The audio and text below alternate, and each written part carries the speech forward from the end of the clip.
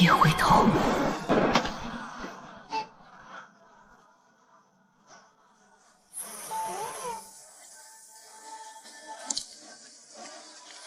这是谁家把孩子和这些东西一起丢下来的？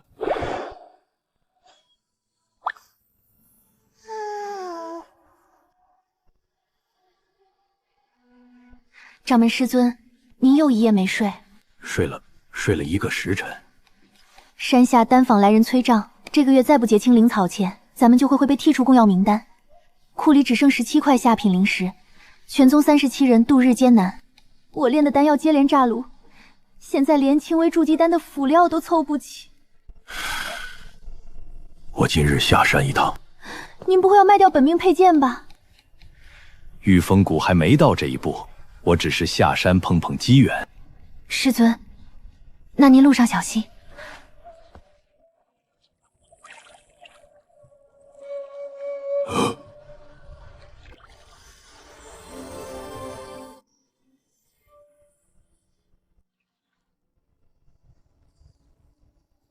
小鱼灯灯破了，谁来帮帮小李呀？这孩子天生灵韵之体，不，比灵韵之体还要不可思议。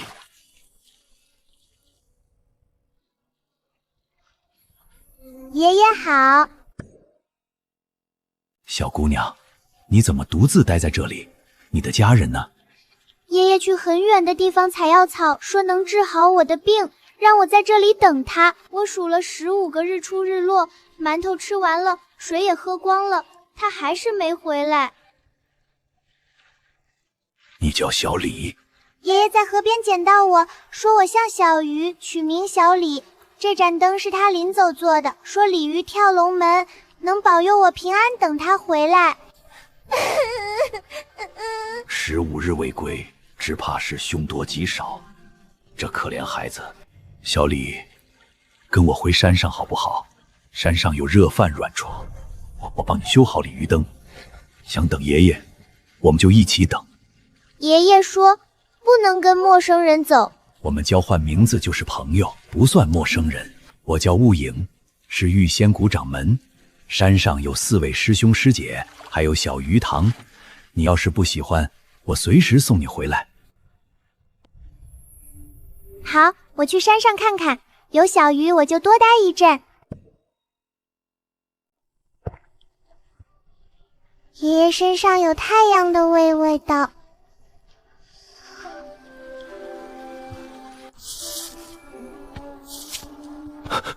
掌门师尊，这是……小声点儿，以后她就是你们6师妹，去把其余弟子叫来，别吵醒她。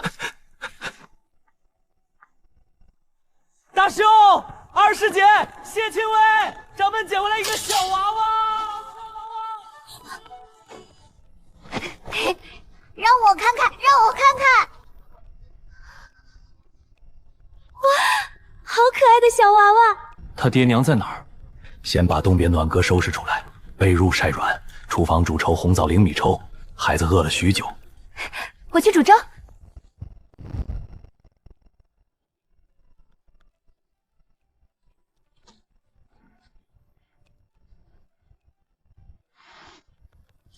香。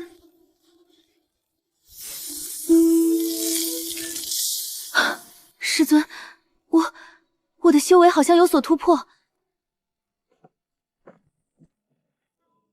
他身上的并非普通灵气，是天生符韵，极其罕见的天生符韵。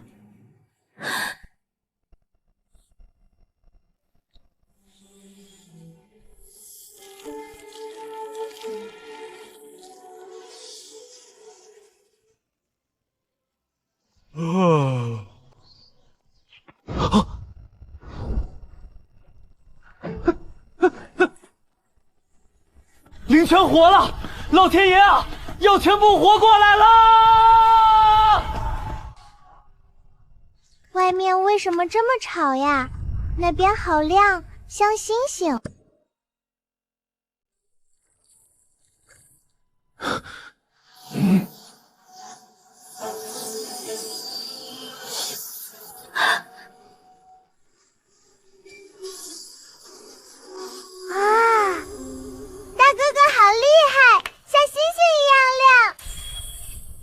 7年平静，就这么破了。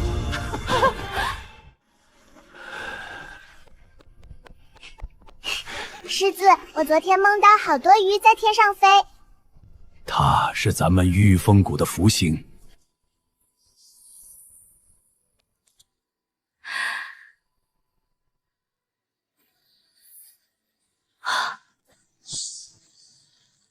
领域。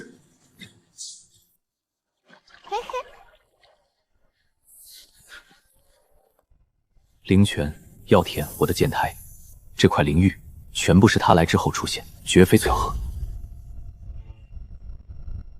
从今往后，小李是御风谷第一要护之人，谁都不能让他受半点委屈。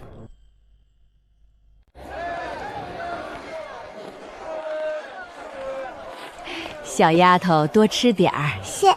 老婆真是瞎了眼，这种穷酸山野村夫，买一块膏就多贴一块，铺子早晚赔光。剑修，哼，来了个大的啊！哎，这小孩撞翻老子货，今天不赔10块零食，甭想走。马三又讹人了，专挑老弱下手。这马三最是无赖，不好惹。这兄妹俩怕是要吃亏。婆婆，它摊上的核桃是坏的，里面虫虫好多，婆婆离远一点。你个小兔崽子，胡说什么呢？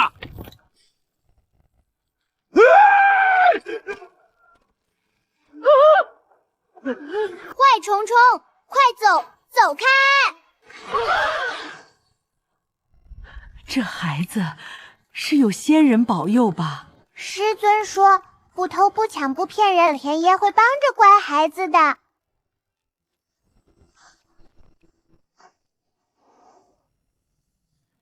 锦鲤福泽，竟真的现世了。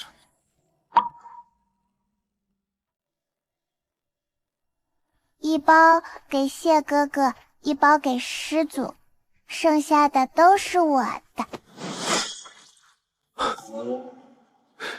别睁眼！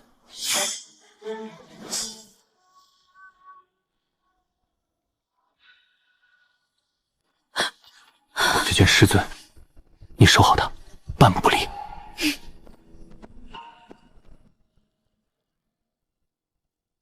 山下有人放箭探路，箭上绑了拘魂符，冲着符瓮来的。封山令即刻传下去，从今日起，所有弟子上下山必须结伴带符。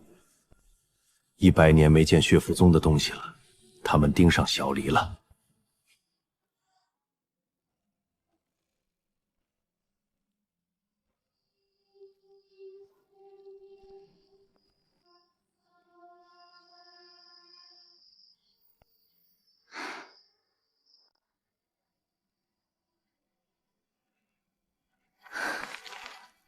血符宗的表情，他们怎么知道小李的事？血符宗100年前专靠追捕天灵童炼制丹药，被正道围剿后销声匿迹，如今卷土重来。消息走漏了，小李符运太盛，瞒不住太久。封山大阵即刻全力运转。五师兄，你看，我昨晚梦见大鱼给我盖章了。这是符运印记，千万别让师尊以外的人看见。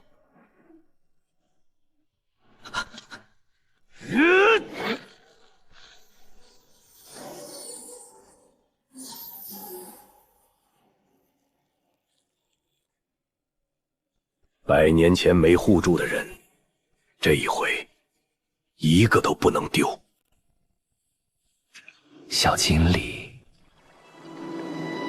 养肥了才好收网。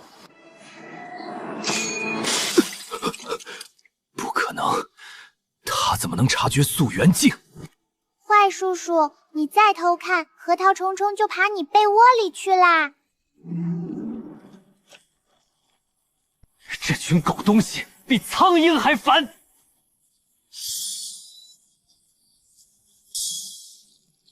小锦鲤香得很。纸人探路符，血符宗最迭手段，但敢放出来，说明他们已经摸到山脚了。大阵撑得住，但灵脉恢复时日尚短，根基不稳。他们会不会趁夜摸进来？他们在等小离下山，只要他不出阵，血符宗一时半刻攻不进来。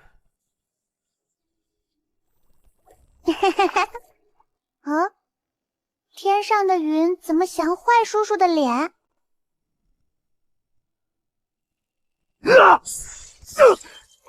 这小崽子怎么次次都能察觉？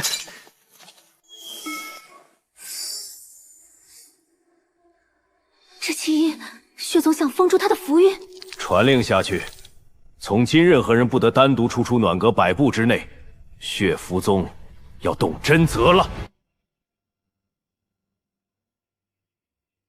嘿嘿，桂花糕好吃。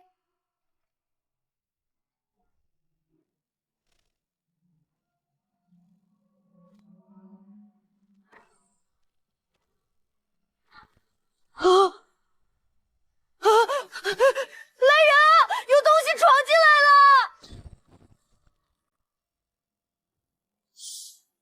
锁魂符损，沾上就追魂索命。这孩子，大师兄，有鸟撞我窗户，好吵。他们敢把符缎放进院墙，看来师尊的封山大阵有漏洞了。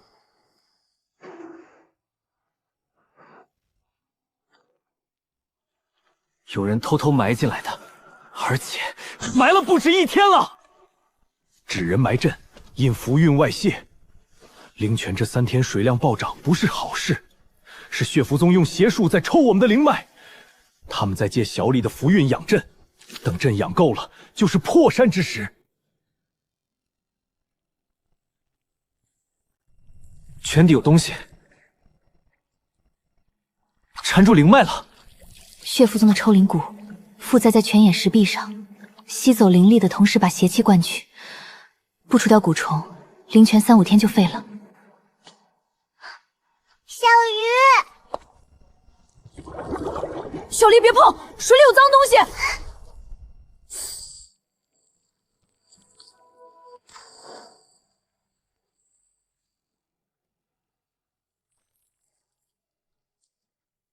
虫虫咬我，就好了。他主动触碰蛊虫，是本能想救那些鱼，还是他知道自己的符韵能克制邪物？不管是什么，他不能总被我们护在怀里。血符宗的手段越来越阴，有些事他得学会自己挡。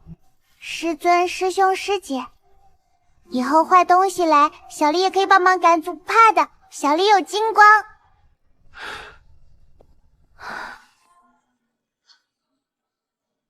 小丽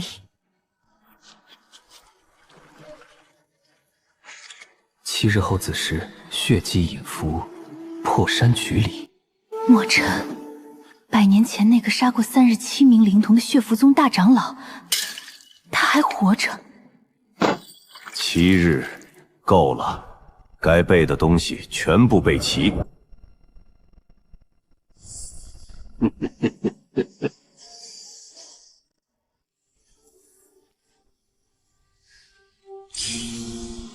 符韵入剑，化里剑真的化里了。小鱼，小鱼在天上飞。极品丹，又是小黎碰过的材料。二师姐，这个圆圆的糖豆好香，能给小黎1颗吗？1颗就好，多了你受不了药力。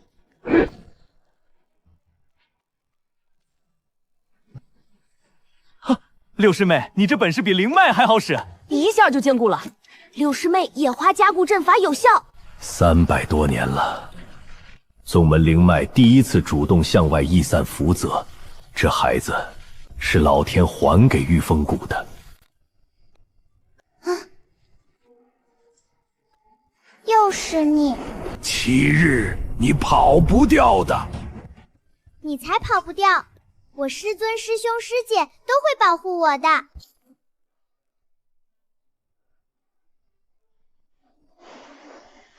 而且，小丽自己也会咬它。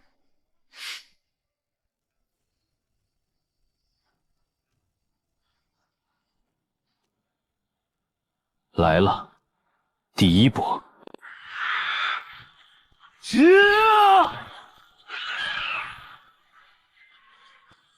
血符远程玉树，墨尘本人没到，这些是探阵的卒子。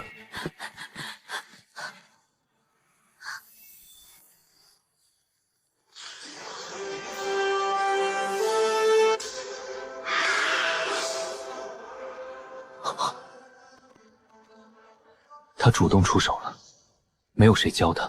他知道自己能护住这里。从今天起，他不是我们的累赘，他是御风谷的第一道阵。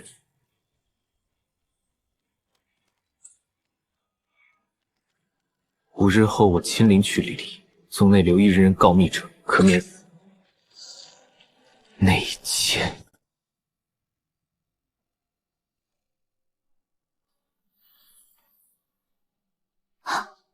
二师姐，那里有别人吗？内奸能画出内殿全貌，入宗制至少10年以上。10年以上，那不就是咱们师兄弟几个？不是我，不是我天天跟着六师妹。清淡，昨夜子时，你在何处？我在药炉炼养神丹，火候到了最关键的时候，没离开半步。那令牌上怎么有丹灰味儿？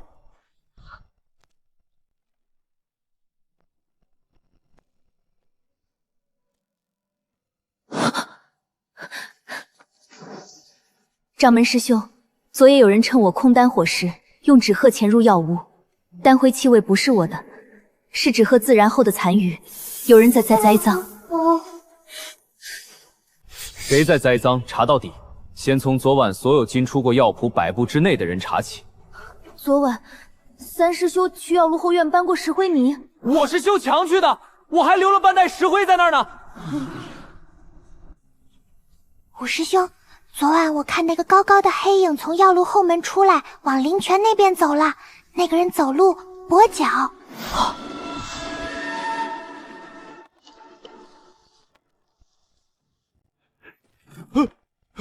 纸符哪来的？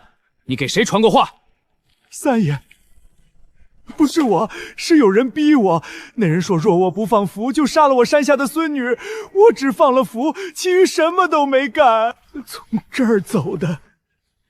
埋伏点附近的脚印，去的时候右脚印浅，因为瘸腿拖着走；回来的时候右脚印深。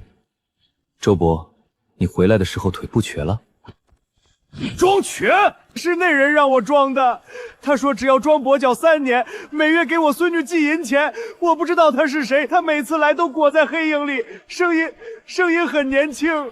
周伯只是传符的棋子，真正布阵人还在暗处。但有一点已经确认，内奸并非要杀小李，而是要把他的符运位置源不断传给血符宗。他们想让墨尘一击得手，所以血符宗知道封山大阵每一薄弱，根本不是靠邪术推算。是有人一直在报信。五师兄，昨晚我看到的黑影走路不瘸的，他往灵泉那边走，但后来我又看到另一个高高的影子从柴缝那边绕过来了。两个？一个去灵泉放东西，一个去柴房找周爷爷。2个人都很会躲，但风一吹，一个身上有甜甜的药味，一个身上有铁锈的味道。小丽，过来炒红薯。大师兄，你右手的剑剪怎么变薄了？前几天帮我的时候还扎脸呢。小家伙，你比我想象的聪明太多了。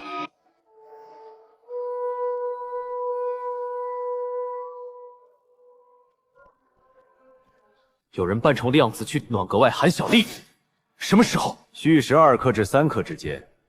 那时你在后山边界巡视。留守暖阁外的是谢清微，对方卡的是换防间隙。他能模仿大师兄的声音、神形，还能避开所有人的视线，摸到暖阁外围。这人对宗门作息了如掌。那还等什么？所有人去暖阁守着！他既然能冒大师兄的刑，就能冒任何人的刑。全员扎堆暖阁，反而正中下怀。阵脚无人值守，他就可以趁机埋伏破阵。五师兄，你说坏人为什么非要抓我？因为我身上的小鱼。因为小黎是福星啊，他们想拿你炼丹。那他们得先抓住我才行。可是小黎跑得可快了。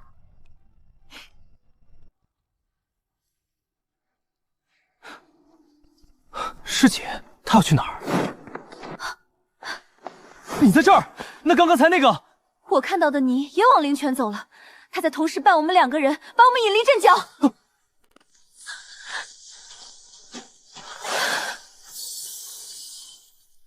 中计了！晚上风凉，给暖阁熏点桂花安神。剑修反应不错，下次我会挑你端茶的时候，子时换房，我会换个面孔再来。你们猜我会扮谁？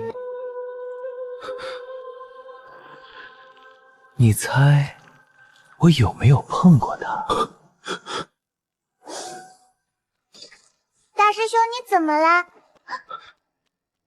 我在他手背上留了一朵花，下次开的时候，我来接他。大师兄看，好漂亮的花花。魂骨花，血符宗失传100年的寄生符种，入体后潜伏，遇符韵灵气生根。一旦花开，宿主将被施术者远程牵引。墨尘是用这朵花给他打上的锁，能驱除吗？花开之前强行拔除会伤他经脉，只能等花开瞬间，以符韵之力对冲施术者牵引。但那时墨尘肯定会同步出手。坏叔叔给我送了漂亮花花，那我也送点东西给他好了。你种花，我种竹，看谁先发芽。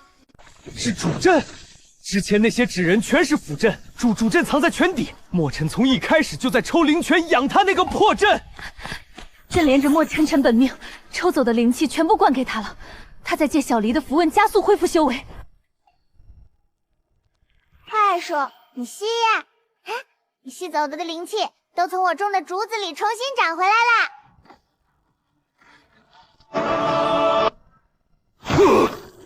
他把我的阵盘当成自己的花盆了。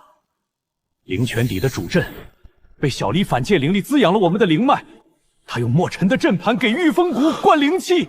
他把对方方阵当成一株需要浇水的花，他把它浇活了，从里往外顶烂了。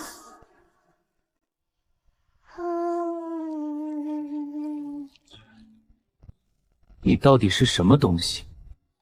我是御风谷的小经理呀，师尊说的。金丝子时，我来接花，花若未开，我连盆断。那你来，连盆断，我连人断。你不怕吗？但是我把花浇死了，他就没那么容易找到我了。而且师尊、师兄、师姐都在。这丫头用野花帮咱们补了一整圈阵，她怎么想到的？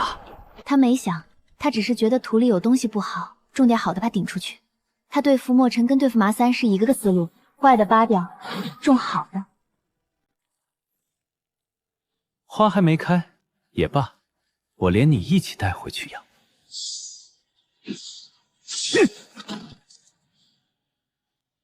剑里有他的符韵，难怪。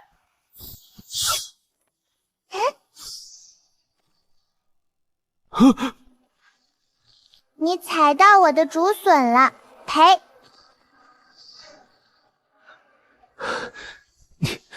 你连我的符种都能炼化。你把花种在我手上，就开成我的花了呀。现在那朵花变成小竹笋了，长在院墙外面。以后你不来浇水，它就枯了哦。你才几岁？你怎么会？爷爷说鲤鱼跳龙门就能变成龙，小黎还没有跳过龙门，但小黎能跳过一个坏叔叔。墨尘的弟子，你既然来了，就把花带回去。御风谷的小经理会自己种花，也会自己浇花。你们血符宗的花盆，怕是装不下他。坏叔叔走了，师兄师姐姐早点睡，明天还要浇竹笋呢。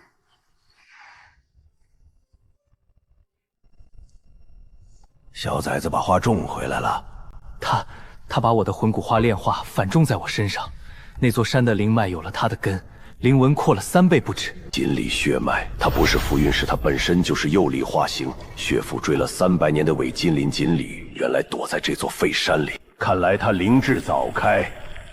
传令下去，第2队明玉子时强袭。他既然会种花，那就让着他的花盆寸草少不生。坏叔叔，你再挖我家土，我就把你的山也种满竹子。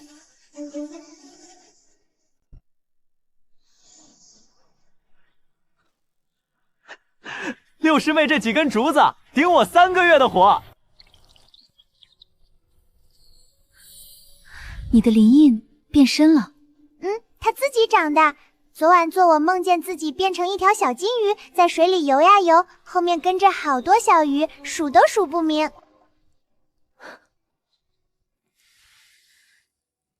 小李，想不想去灵泉里玩水？想。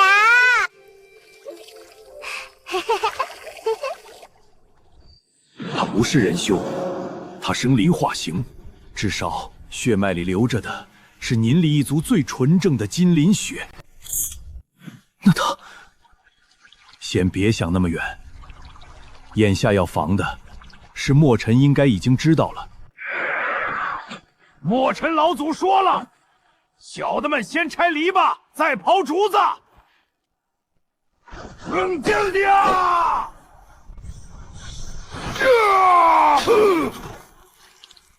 竹子，你们连笋都拔不动。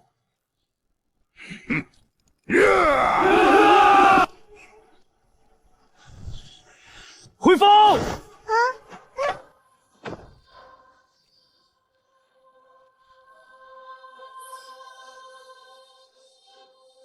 我还会这个。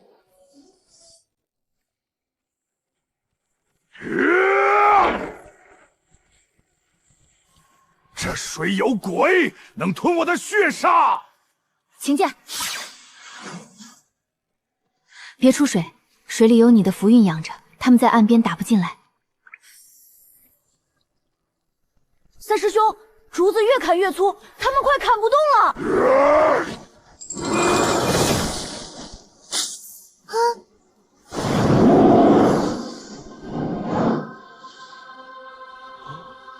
好大一条鱼！回去告诉墨尘，玉峰谷的鱼塘不养坏人。再来，这片竹林就是他的坟场。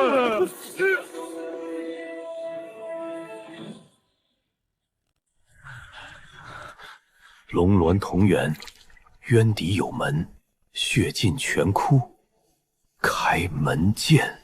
渊底有门，这口泉底下恐怕埋着比玉峰谷更老的东西。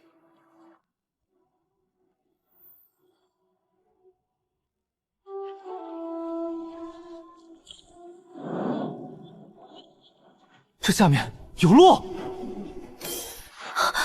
这石板里有小李符韵同源的灵犀，同源同质，浓度比灵泉高10倍不止。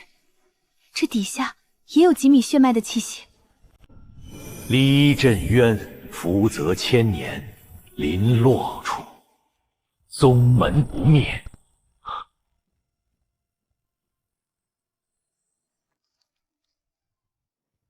哎呦！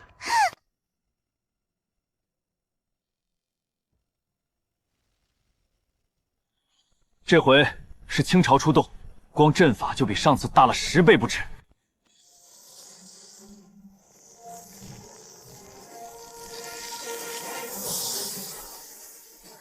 六师妹，山歪了好多坏人，你的竹子被拍断了。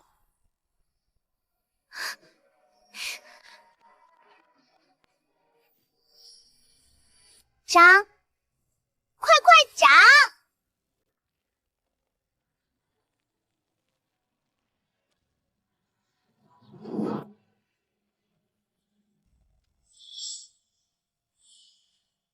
来！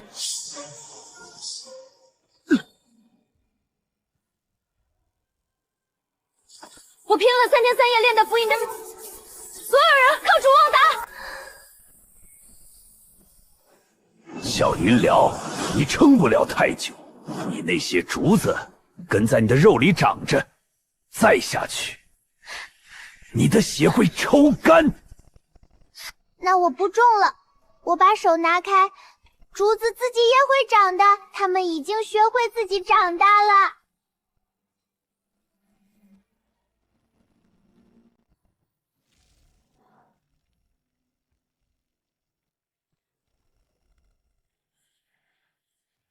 墨尘手上在利用同源之力从泉底抽水，泉底山门如果被他拉开缝隙，后果不堪设想。我的灵力压不住他，只有小离同源的金光能堵，但他在暖阁那边撑主网已经耗了大半。里面有什么？不知道，但能感觉出来，门内是水，极深极冷的水。如果被墨尘完全打开，宗门灵脉根基会彻底断裂。师尊那边泉底有东西在动。小离，泉底有扇门，墨尘想把它打开，只有你的金光能堵住。但如果你去，你会很累，会疼。你愿意去吗？门坏了，鱼就没了。小离去堵。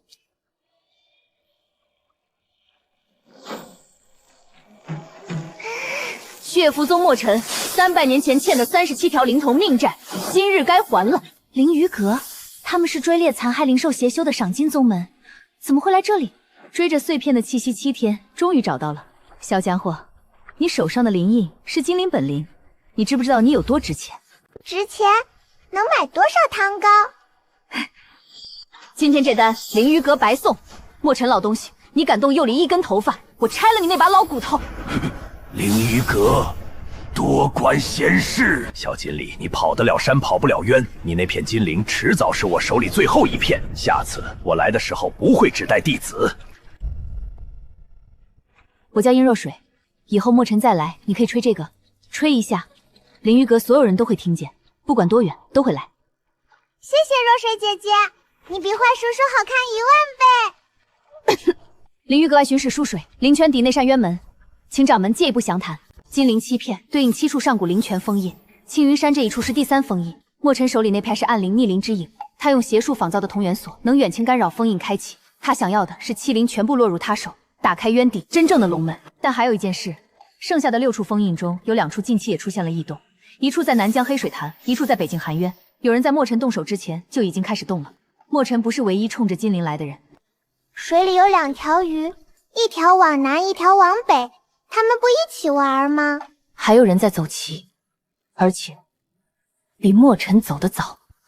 黑水潭封印异动已经持续5日，守镇的本地修士撤出时全员中了水仗，至今昏迷不醒。南疆那边不比这里，潭水自带瘴毒，灵脉常年被黑水浸染，普通的符运灵气未必压得住。小离的金光能净化青云山灵泉的蛊虫，但黑水潭是另一种邪祟，万一反噬他怎么办？我去就行。他不必下山。六师妹，你在想什么？南边那个潭子水不好，但小离的竹子喜欢水，说不定能长过去。师尊，小李去，小李去，潭水不好，种点竹子就好了，跟咱们家灵泉一样，种了竹子水就清了。那边有瘴毒，你不怕？坏叔叔的花我都浇死了。潭水里的脏东西，说不定也怕我的竹子。有意思，掌门让他去，我亲自带路。灵鱼阁负责外围护持，就算他种不了竹子，大不了我把整潭水洞上扛回来。每天都要吃热乎东西，不要光吃糖。遇到坏人先吹哨子。六师妹，你早点回来。虎师兄乖乖看家，竹子我让他们继续长，你记得每天浇3遍蜜水哦。若遇真正危险，不必硬撑，吹哨撤回来。封印可以另想办法，你只有一个。知道了，师尊。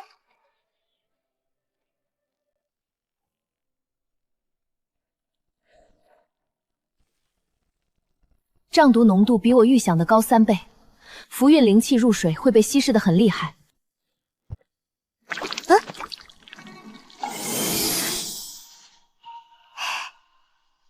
他怕我。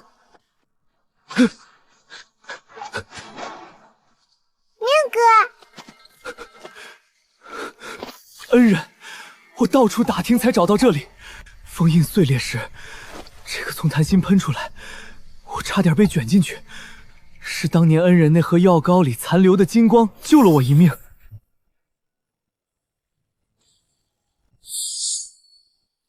封印现形了，但有人比我们早来过。石台边缘的锁链断了3根，断口是新的。有人从坛底偷东西走了，金丝往北飞。北境，拦截所有从南疆方向北上的不明修者，尤其搜查随身携带金色灵光物体。晚了，东西已过含冤界碑。南曲林北开锁，第2片已到手，你猜第3片在哪里？水边的，是另一伙人，他们和墨尘不是一伙的，但都在抢鳞片。画竹叶画的真丑，还没小提画的一半好看。他不知道偷走的鳞片会自己发芽，找他浇水。他把封印的残留灵机也重活了。北边偷走的不是完整鳞片，是带着他竹根的半成品。那东西到谁手上，谁就被他锁了踪。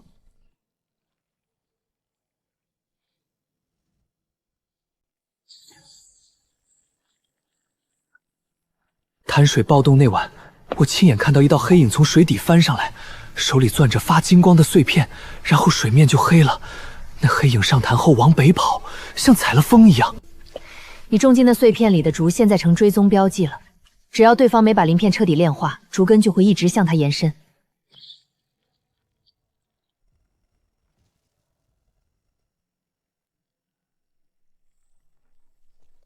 种好了，以后谁再来偷，竹子会咬它。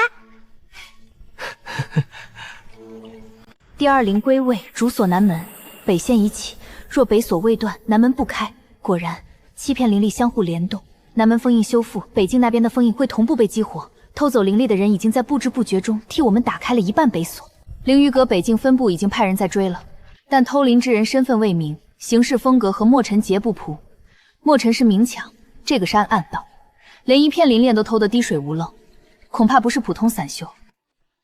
恩人，我考完乡日试了，本想去给你报喜，结果先撞见这个。如今朝那边也知道黑水潭的事儿，官府派我来查，我能不能跟着你们走一段？面哥哥，你胆子比上次大啦！走吧，一路帮我们背糖糕。好，背糖糕，也别输。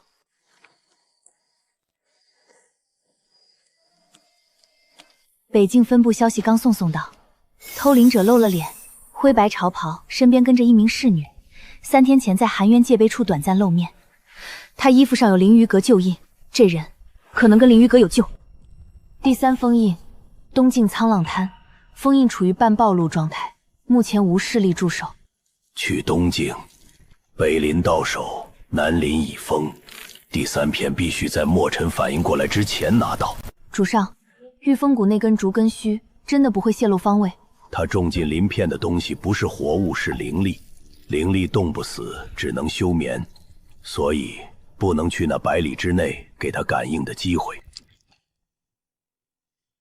这小东海还挺粘人。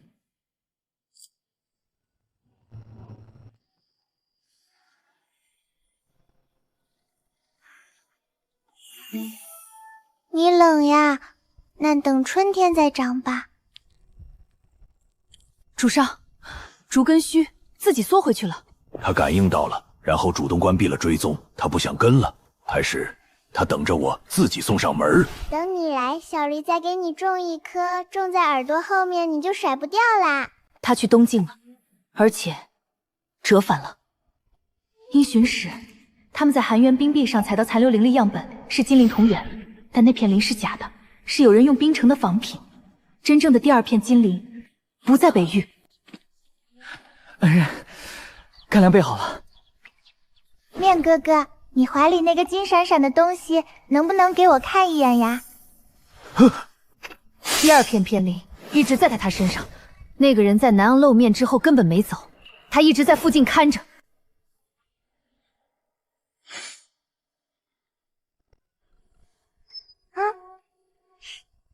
这片一直在他身上。所以北那条线是纯幌子。那个人故意在我们面前演了一出偷临北上的戏码，让我们把注意力全部引向北边。那他为什么不直接抢？我3天前在潭边昏迷过一阵，他完全能拿走的。这个人摸了他，但他没拿走，放回去，意味着他在等。等我们拿着鳞片去找下一个封印，他跟在后面一网打尽。他想让我们当开路人。主上为何不取？东西就在那书生怀里。取欺骗难，那小崽子每碰片鳞就会中一道根，拿得越多，他锁我锁得越牢。不如让他把鳞片养熟了，我最后摘果。这小崽子种东西的本事比我想象中有用。他在鳞片上留根，我借他的根反向追踪其他封印的方位。他种下的每一颗竹子都是为我标的路。你种竹根，我种你。第3封印，冬季沧浪滩。小黎在鳞片上做的新标记，直接把第3个封印的方位标出来了。他刚拿到鳞片5尸，就把下一个位置找出来了。我问他，他就告诉我他兄弟在哪儿。面哥哥，你背了他3天都没问他，他当然不理你。东南沧浪滩第3封印已自起，小黎正在往那边去，但灰衣人也在同步转向。他手中的竹根须此刻应该正指向小黎干粮袋里的第2片鳞。岂不是走哪儿他都知道？是。你往南看，我往南走，但不告诉你我走哪条路，你自己猜吧。主上，这小崽子居然会改我的追踪方向，还条有脑子的鱼。主上，还是往东。往东，他既然玩方向游戏，我就陪他玩一局。